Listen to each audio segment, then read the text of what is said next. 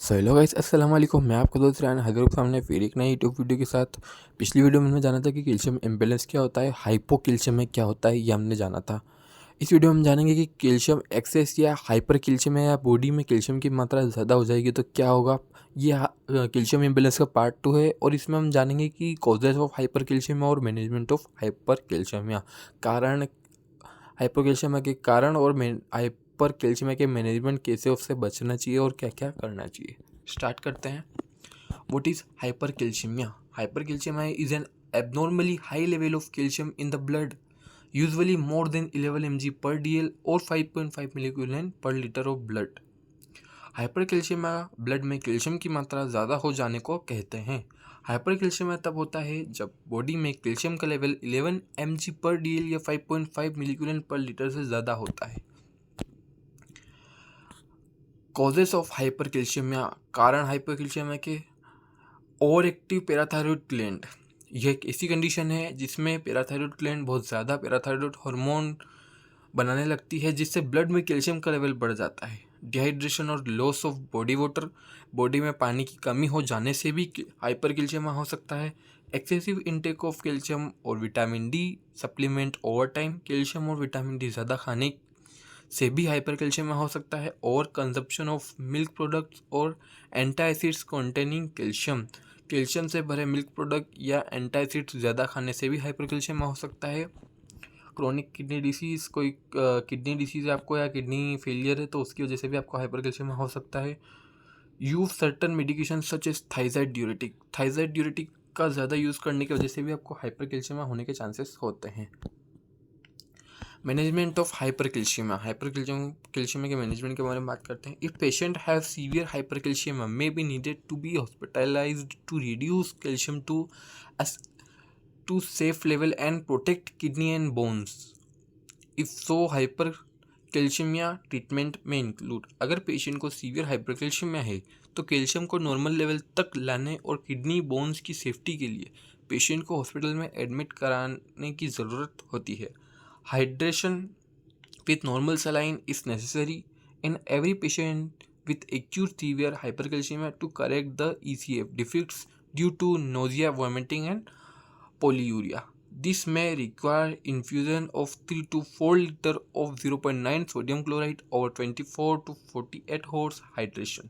Severe हाइपरकैल्शियम वाले हर patient को पतली उल्टी और ज़्यादा बाथरूम के कारण होने वाली ECF एक्स्ट्रा सेल्यूलर फ्लूइड की कमी या टिश्यू स्पेस में फ्लूइड की कमी को ठीक करने के लिए नॉर्मल सलाइन की ज़रूरत होती है।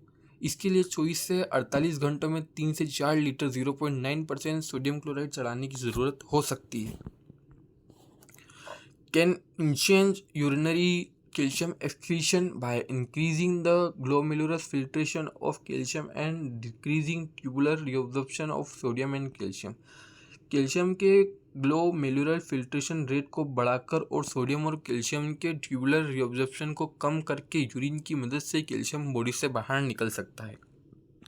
The physician also discontinues thiazide diuretic if the patient was receiving them in prescribed diuretic that promote calcium excretion such as furosemide. अगर पेशेंट थाइजाइड ड्यूरेटिक ले रहा था तो फिजिशियन उसे बंद कर देता है और कैल्शियम एक्सक्रीशन को बढ़ा देने के लिए ड्यूरेटिक जैसे फ्रोसेमाइड लेसिक्स लिखता है। आगे बढ़ते हैं। Other drug that bind with calcium to lower calcium level may also be used such as plicamycin, mithracin and D penicillin and cuprimycin. Calcium के लेवल को कम करने के लिए कैल्शियम के साथ मिलकर काम करने वाली दूसरी दवाओं का भी इस्तेमाल किया जा सकता है जैसे प्लिकामाइसिन, मिथ्रासिन और डीपेनिसिलिन या कुप्रीमाइसिन। Calcitonin can be used to lower the serum calcium level and is particularly useful for patients with heart disease of renal failure who cannot tolerate large sodium loads.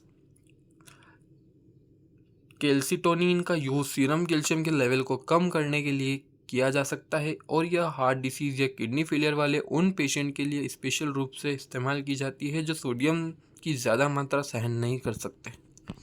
आगे बढ़ते हैं।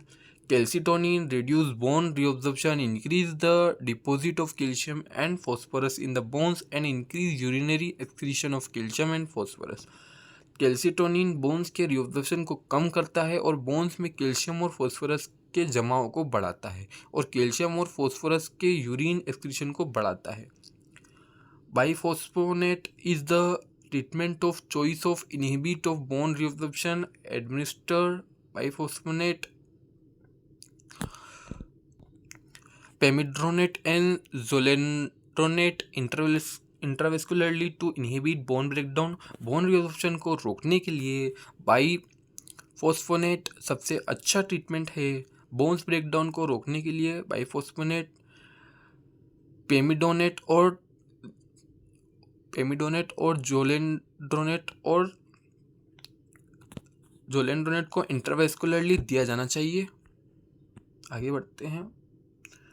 Glucocorticoids, hydrocorticoids 200 to 300 mg IV over 24 hours for 3 to 5 days may be administered. Glucocorticoids help counter the effect of too much vitamin D in blood caused by hypercalcemia. Glucocorticoids जैसे hydrocortisone 200 से 300 mg IV 3 से 4 दिन तक 24 घंटे तक दिया जा सकता है. ग्लूकोकोर्टिकोइड्स हाइपरकैल्शियमिया की वजह से ब्लड में विटामिन डी की ज़्यादा मात्रा का मुकाबला करने में मदद करते हैं.